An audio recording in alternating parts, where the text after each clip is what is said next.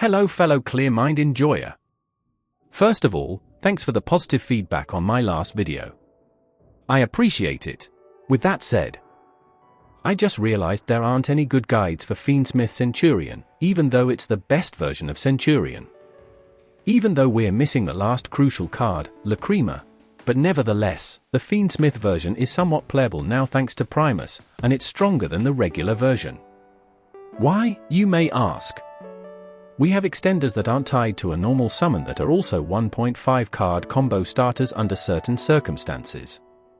Engraver is a true 1-card combo, but it has a major downside, which I will talk about later.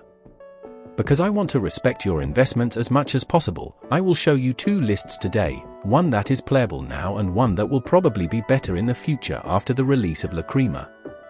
I'll show combos for both. The list and combos for the second list I will show you after the usual replays. I'm including them in this video because I'm not sure if I will make a follow-up video for the support.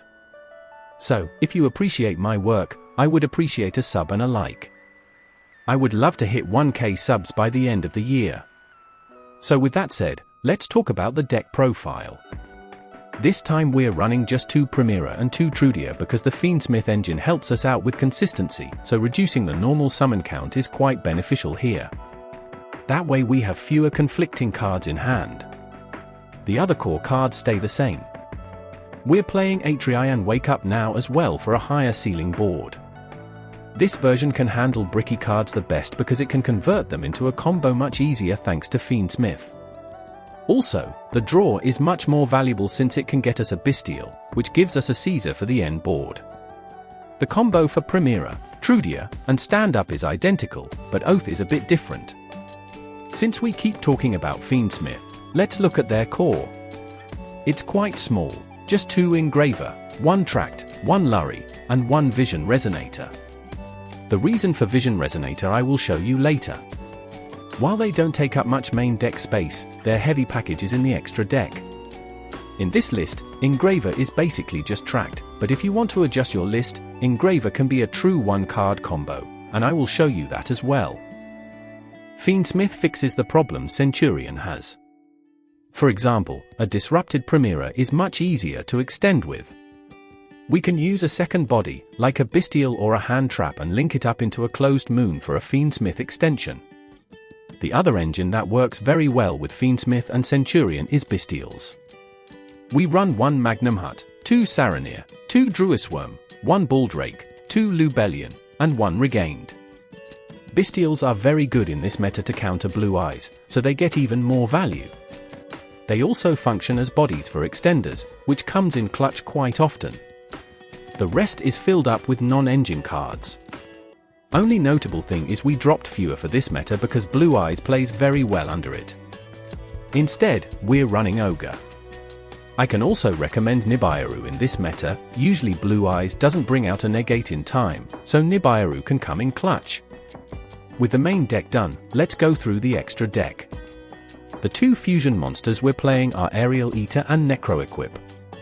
Aerial Eater is here to pitch Vision Resonator to the graveyard, and Necro-Equip is here to make closed moon lines work. The new addition, Primus, is an insane card. It searches, it destroys, it revives itself. She's just insane.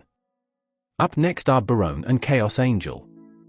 Since we're playing so many level 6 bodies, we can access the level 10 pool very easily, so they're always a good option.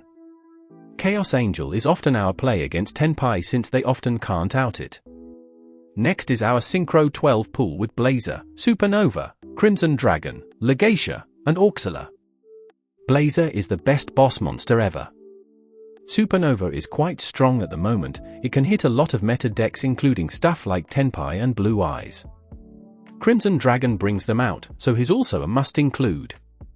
Legacia is a card draw and non-targeting destruction, and Auxilla is a searcher for a Centurion card. Both of them are used to set up the Centurions into the back row. Then there's Caesar. We access him through the Fiendsmith engine. He's basically a twice per turn solemn warning, which is very strong.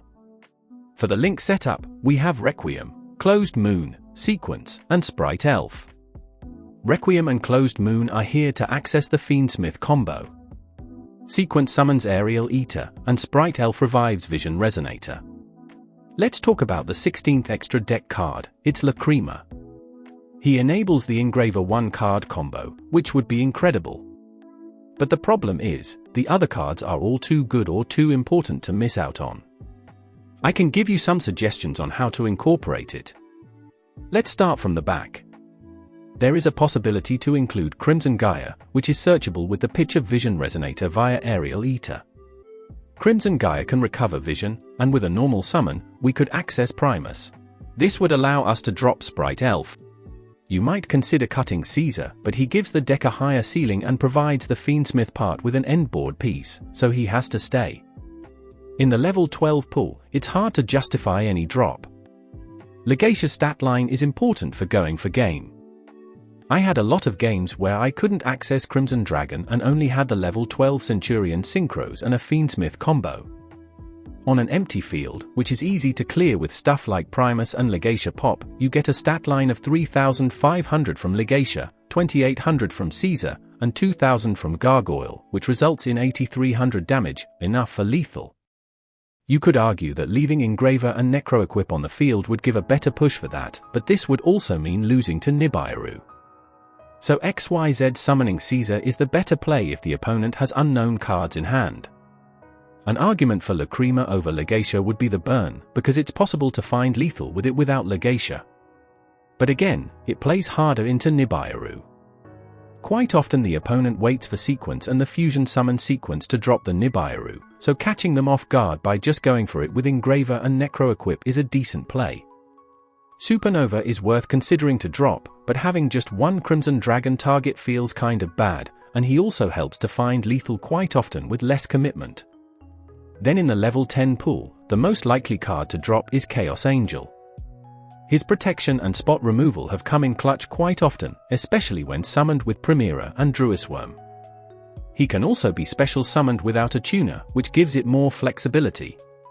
Once the main deck Lacrima is released, this deck will change and look something like that. The combos for it will be shown at the end of the video.